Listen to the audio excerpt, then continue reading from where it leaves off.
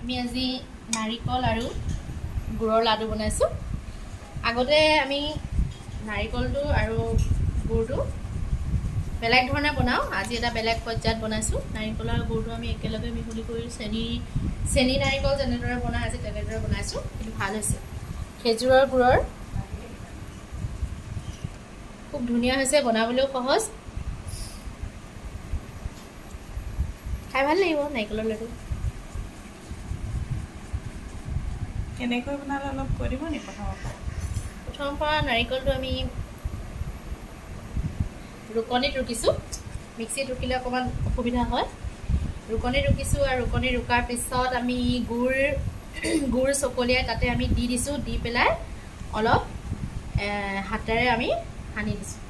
সানি দিয়াৰ পিছত কেৰাহীত গৰম কৰি পেলাই আমি এনেদৰে লাডু বনাইছোঁ। যেতিয়া লাডুটো হ'বৰ সময় হয়, হেতাখনতে আমি নিশ্চয় গম পাম। খাবলৈ টেষ্টি হ'ব যেনেই লাগিছে, খুব ধুনীয়া হৈছে দেখাত, কালাৰো ধুনীয়া হৈছে। আজি গুড়টোও অলপ বেলেগ, নতুন গুড়ত বনাইছোঁ। Thank you.